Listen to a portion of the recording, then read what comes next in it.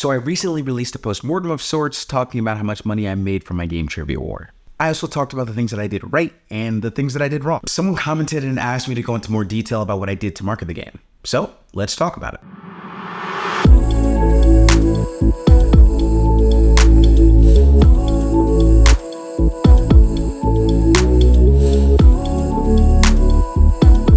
If you didn't already know, my name is Tez Fraser and I'm an indie game dev and content creator. If you're new here, do me a favor, like this video and subscribe to the channel. It helps me grow as a creator and it lets me know that you're interested in this kind of content. So, marketing. I'll be the first to admit that I'm not the best at this. In fact, I'd argue that it's my biggest growth area. But I did manage to release a game successful enough to cross the threshold for Steam's deposit refund. Sorry, it literally just happened, so I had to brag a little. Anyways, back to the topic. I think we could break down my marketing strategy to more or less just not shutting up about the game. Like, seriously, people will come up to me and they'd ask what's new. Oh, actually, I'm making this new game called Trivia War. Have you heard about my new game Trivia War? Yeah, I'm working on Trivia War. If I could, I think I'd knock on every door I could, like a Jehovah's Witness, just to tell people about my game. Which brings us to our first lesson, which is you basically can't feel shame when promoting your game. I didn't mean to make that rhyme, but it can feel almost awkward and honestly somewhat icky. But honestly, you're a small business, whether or not you realize it. You have to do whatever it takes. And let's be real.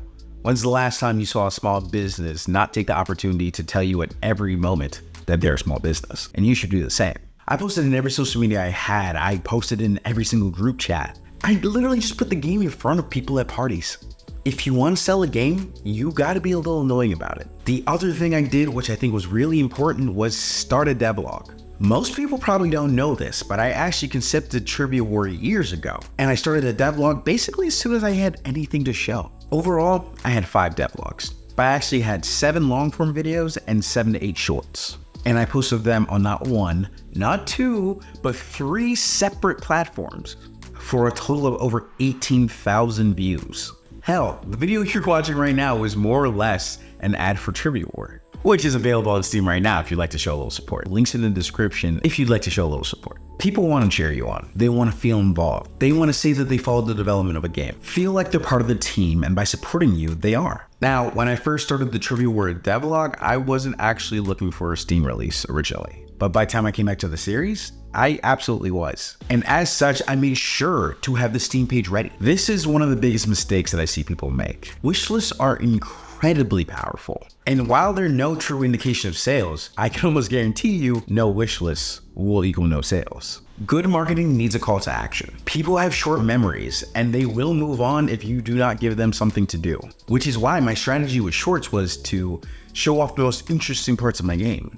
I was also trying to get the audience involved, ask their opinions on things, trying to make things seem a little controversial, really get that engagement going. And if literally 1 person per video bought my game, then I think it was worth it. I also posted in a few game dev centric Discord channels. Like I said, the yap never stops. I'd love to tell you that I had some type of plan and I had alarms and timers to tell people about my game, but that's not true. And that I reached out to a bunch of YouTubers and influencers about my game, but I didn't.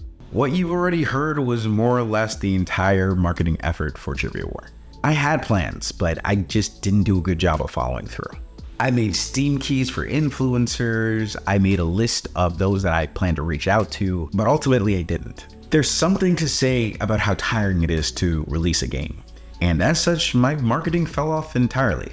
However, I do plan to do better on my next game. And if you want to see what the plan is for that, you're just gonna have to subscribe and stay tuned. So let me know in the comments, what did you do to market your indie game? And how well did it work for you? Did I just have blind luck, or do you think there was some method to the madness? If you liked this video, if you thought it was useful to you in any way, please consider buying Trivia War on Steam. It helps support me and it helps support this channel. If you want to see what's up next and get tips and tricks on how to make a successful indie game, like this video and subscribe to stay in the know. Once again, my name is Tez Fraser. Thank you for watching and I'll catch you in the next one.